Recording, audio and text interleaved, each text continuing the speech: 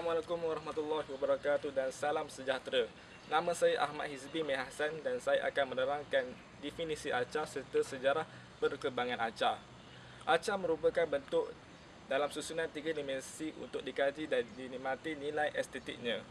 Arca tidak sama dengan seni tampak yang lain disebabkan ciri-ciri keistimewaannya. Walaupun arca mempunyai gaya seni yang searian dengannya seperti seni binaan dan hiasan dalaman, namun karya ini mempunyai keistimewaan yang tersendiri. Arca yang paling awal dijumpai merupakan arca ukiran daripada gading tulang tanduk dan tanah liat. Arca ini dihasilkan oleh Allah Nasyan Magdalena pada kira-kira tahun 8000 sebelum Masehi. Masyarakat zaman tamadun lama seperti orang Mesir, Yunani, Mesopotamia, China dan India turut menghasilkan beraneka jenis arca dengan menggunakan bahan-bahan yang berlainan. Pada zaman itu, arca dibina dalam bentuk figura manusia dan haiwan disebabkan fungsinya sebagai lambang yang berkaitan dengan sistem kepercayaan dan keagamaan. Terdapat dua jenis bentuk arca, iaitu arca bentuk berfungsi dan arca berbentuk estetik. Arca bentuk berfungsi ialah digunakan serta memaparkan ciri-ciri estetiknya.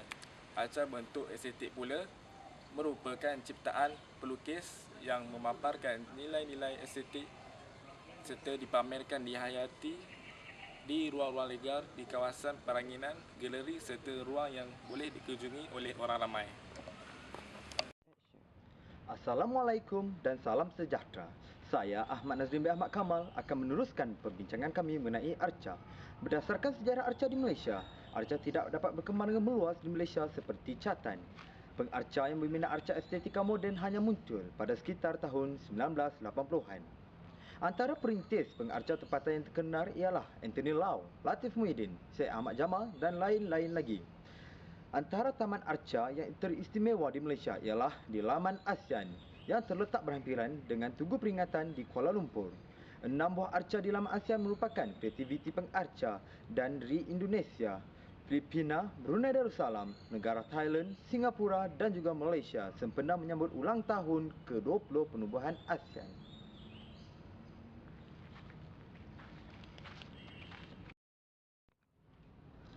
Kini saya dikelilingi oleh arca yang dihasilkan oleh pelajar Universiti Pendidikan Sultan Idris. Lihat. Baik, antara arca yang terdapat di Tugu Negara ialah bertajuk Pertumbuhan oleh Syed Ahmad Jamal. Seterusnya, Harmoni oleh Dalur Rasa. Seterusnya adalah Arca Kemajuan, Arca Menuju Kemajuan dan lain-lain lagi. Assalamualaikum dan salam sejahtera. Bersama saya Muhammad Aminuddin bin Aidrus yang akan menerangkan mengenai jenis-jenis arca di Malaysia. Sebagai contoh, arca tambahan yang menggunakan bahan lembut sebagai tempat tumpangan. Bahan sebenar ialah gangsa tuangan atau simen. Bahan lembut boleh dipecahkan apabila arca sebenar siap. Kebiasaannya, arca ini menggunakan bahan seperti tanah liat, lilin, bahan-bahan rapuh dan gangsa tuangan atau simen.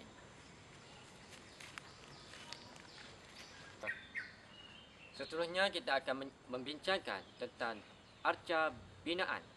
Arca binaan merupakan bahan yang dicantum secara sistematik untuk mendapatkan bentuk yang ada kaitan dengan struktur jentera.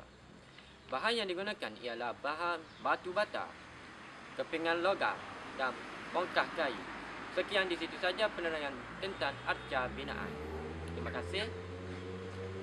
Arca sebelah pula ialah bahagian berasingan dicantumkan menjadi satu bentuk yang menarik yang memerlukan bahan seperti kayu, logam, batu, simen, bongkah-bongkah, plaster operi atau bahan kotifan yang memerlukan bentuk, warna dan jalinan yang menarik serta alat untuk memotong dan mematri.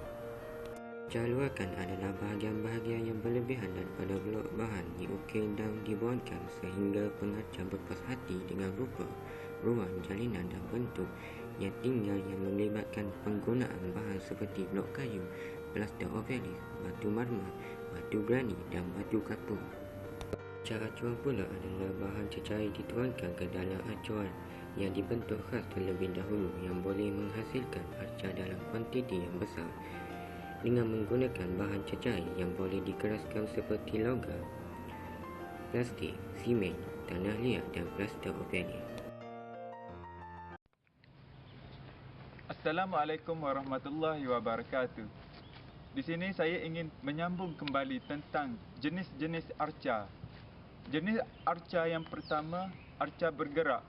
Arca bergerak ialah bahagian arca yang dicantumkan pada sendi untuk membolehkan bergerak, berputar atau berombak yang menggunakan besi dawai, kepingan logam, cardboard dan bahan yang ringan.